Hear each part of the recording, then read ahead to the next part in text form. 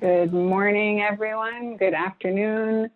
I am Evelyn Stark. I lead MetLife Foundation's financial health globally and, of course, in the U.S. We are the financial health partner of the Financial Health Network, which I have to say sounded less strange when they were the Center for Financial Services Innovation. I'm here for the next 20 minutes with Tim Lucas. Tim is the Director of Research at SaverLife. The foundation also partners with SaverLife, and we're here today to talk about the work that they are doing. They are a great channel to reach people. I know that we as a funder distributed direct grants in the early days of the pandemic through SaverLife. And while their outreach and size, their national breadth of the platform is so great, it's the next step that SaverLife does that makes them such a special organization, I think. And that's because they use the data that they get from their customers and they analyze it, they report it out, they share the data. The data is, of course, what we're here to talk about today. Tim, can you give us a quick overview of your role at SaverLife, and the kind of data that you collect on your clients? Yeah, absolutely. And hi, everybody. And it's great to be here today. So for those of you who don't know, SaverLife is a nonprofit fintech organization that helps lower income families build a habit of short-term emergency savings. And we do that through a variety of different ways, like financial coaching, but we also do that with savings challenges. And so what people do to join these savings challenges is they link their savings account to our platform. And when they do that, that gives us a read-only view into people's financial lives. And it gives us a really, really unique perspective on what's going on in the financial lives of low-income families. And then on top of that, we also ask a lot of demographic questions when people sign up. And, you know, given that we have such a great connectivity to our members, it gives us an ability to do really frequent and rapid polling. And so, you know, with the combination of those three things, it gives us an incredibly unique data set that allows us to answer some really interesting questions. Great. I've seen some of that in the newspapers, on your blog, and you put out really current information from your data. Who's reading it? You know, why are you choosing data points that you're choosing to share? What do your readers do with what you're putting out there? Yeah, you know, so when the pandemic started, and you alluded to this in the opening comments, we sat down and we said there's two things that we can do right away to help. And so the first is use our platform to distribute cash to people who need it the most. And then the second thing that we realized we can do is just put out constant insights really rapidly. And so we had been in this sort of pattern of publishing, you know, a report a month or a report every 2 months, but with just the rapid iteration of the news cycle, we realized we just needed to publish things as we learn them. And so it's being used by a lot of people. I mean, we're working with some advocacy organizations to make sure that people understand what's actually happening out there. We're working with academics to do some more in-depth analyses on spending habits and saving habits and where people might be falling behind. And then, you know, lastly, providing our data back to members where we think that there are opportunities for them to benefit from that data.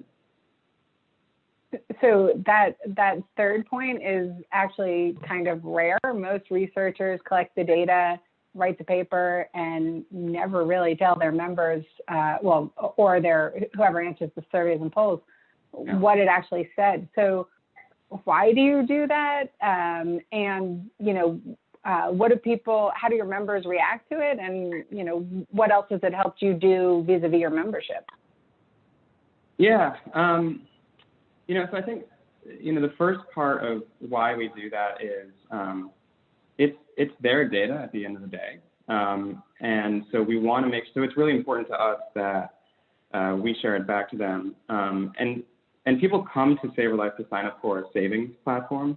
They don't necessarily come to SaverLife realizing that they're signing up for a platform that is using aggregate data to try to change the game.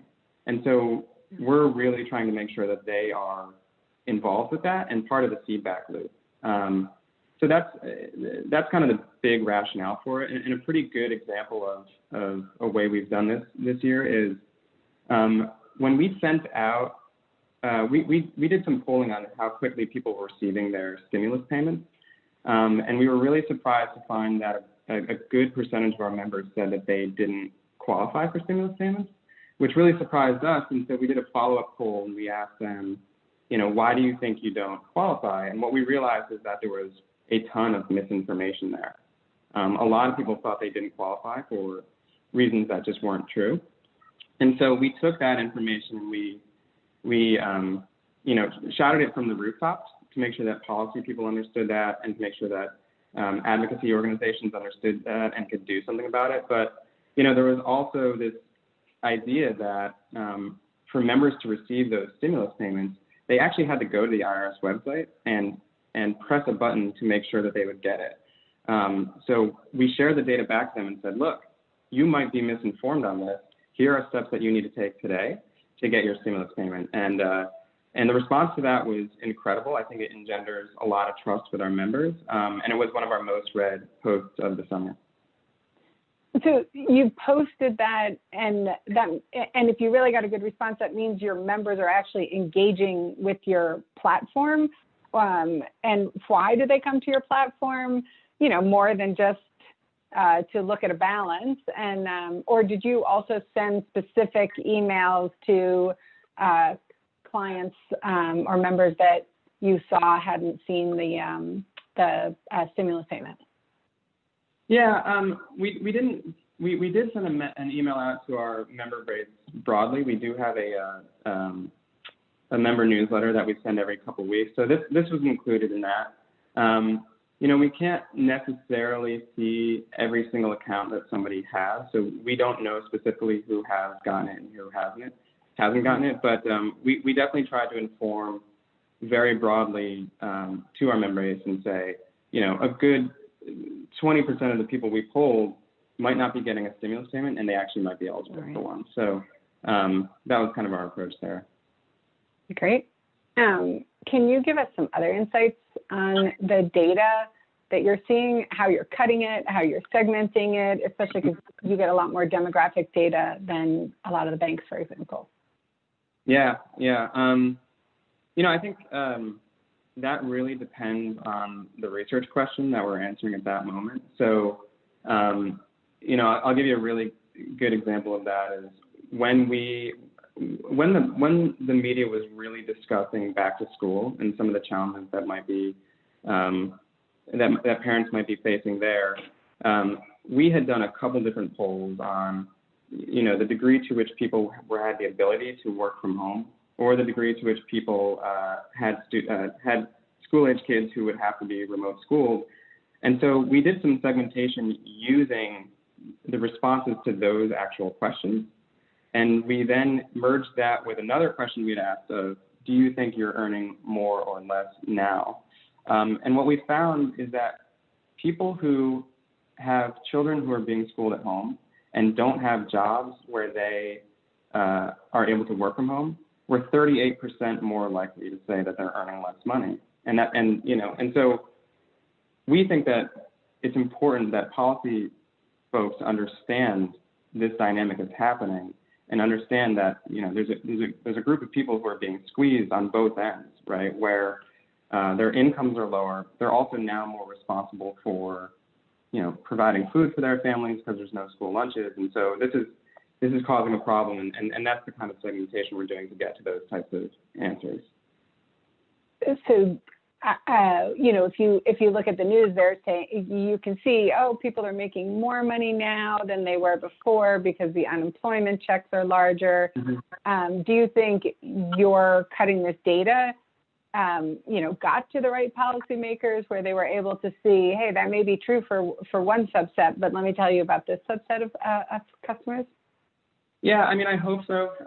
We're a pretty small organization, but we do work with some wonderful partners who have, shared a lot of the data that we've put out, and we're really thrilled for that. And we're always looking for more partner organizations to collaborate with on getting the word out there.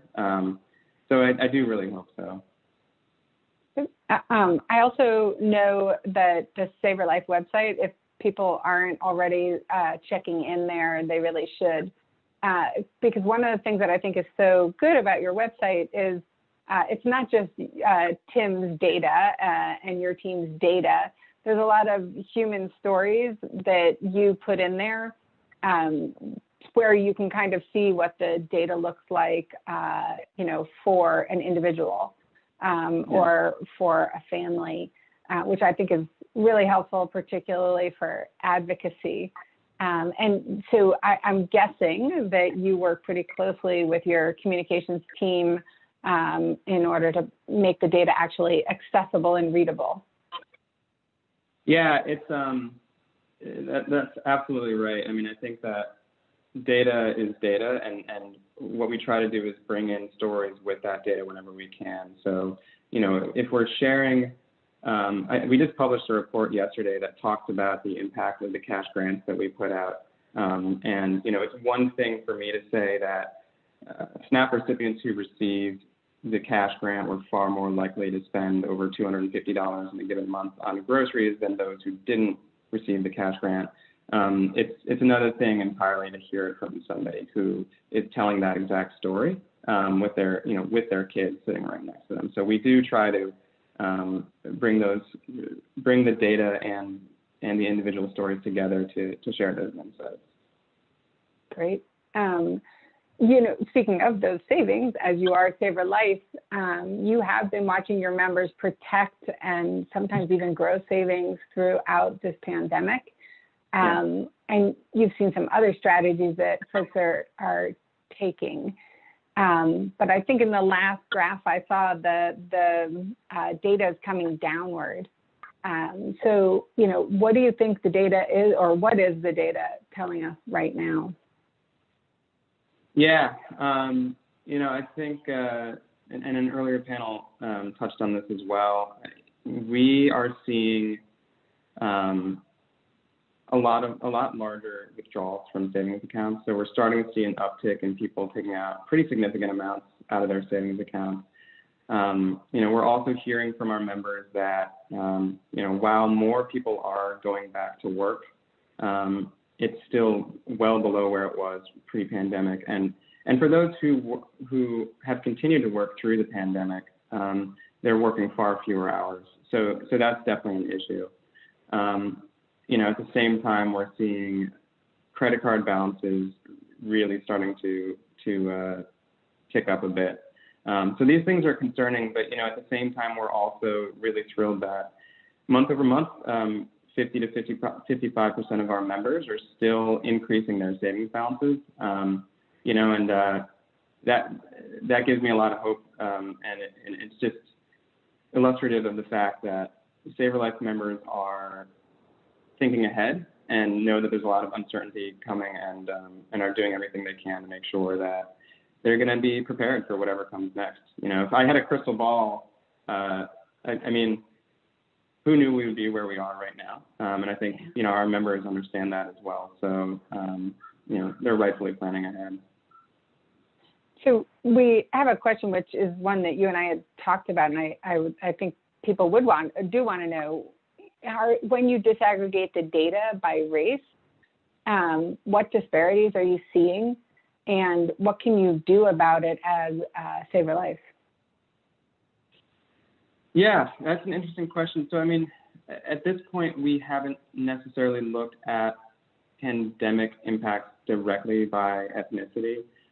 We've started looking at it. Our demographic leans more towards persons of color to begin with. It leans much more towards women. We're 70% women. A lot of those women are single mothers. So we haven't broken it down on racial lines at this point, but that's partially because of how our overall member base is construed. But we have done some work this summer with an organization called Liberation and Generation to talk about what our members' beliefs towards the racial wealth gap are. Some of the things that we've heard from that have been incredibly interesting is we ran this survey back in November of last year, and then we ran it again this summer. And we learned that people knew, Black people in the SaverLife member base knew that there was a racial wealth gap. That hasn't changed at all. But what has changed in that time is people are far more likely to attribute the causes of the racial wealth gap to systemic causes. And so that's been an interesting turnaround that we've seen this summer. And, they're ready to do stuff about it. A vast majority of the respondents to that poll say that they're ready to get out and be active and vote this fall. Great. You're making me think of another project that you and I are in together, which is the Consumer Insights Collaborative, because Commonwealth has also surveyed, has also done a survey on how people attribute the racial wealth gap and internal versus whether it's internal to the person, whether it's systemic. And that's fascinating research, and I think they're probably finding what you're finding. But when you looked at that, what I would also be interested in is what did the white members of your members base respond? Did they have a change in understanding of systemic causes of the racial wealth gap? They did. I mean, that was pretty in line. I think you saw an uptick in that as well. We didn't poll our white members. We didn't poll our white members in the fall, but we did this summer. And what we saw there is pretty high awareness of systemic issues causing those types of gaps, and pretty high likelihood of saying that these are problems that are systemic within our country. Yeah. You guys have also expanded your membership quite a lot during this time period. And can you tell us where you were as a member base? You were born in California, and I happen to know you have a lot of customers in Warwick, Rhode Island. But where are you? Oh, it's like that new meme, how did it start and where is it now? Yeah. So SaverLife has been around. It was, originally Earn. I think a lot of people might remember that as an IDA program in the early aughts. But around 2016, we transitioned to being an online technology platform that helped people save. And we've partnered with Plaid to allow it so that anyone with any bank account in the country is able to link to our platform. And that's really helped us expand pretty heavily. And so while our roots were in the Bay Area, the distribution of our members across the country looks like a population map of the U.S. And that's been driven by a lot of wonderful partnerships. One with Fresh EBT, whose platform Propel, whose platform Fresh EBT allows their member base to check their SNAP benefit balances. And we've been partnering with them for a long time. So we share a lot of members in common.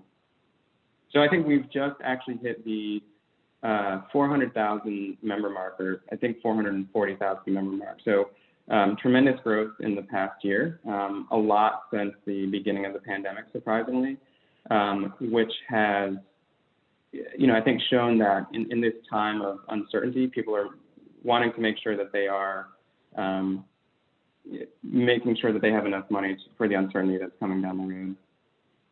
So that Propel connection, I think, also triggered another audience question, but was also going to be mine. How else can other folks get connected with you? How else can you increase your membership?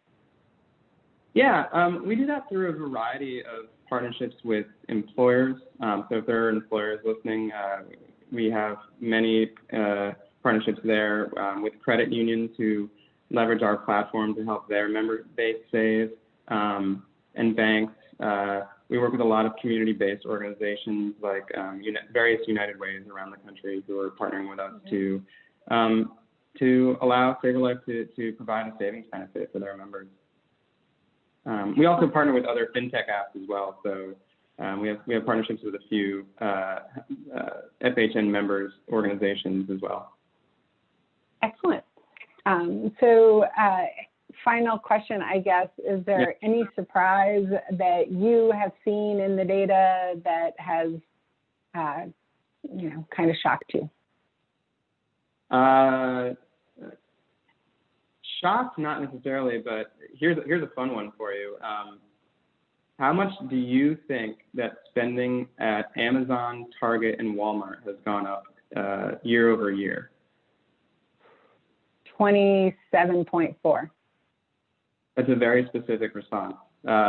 It's 51%.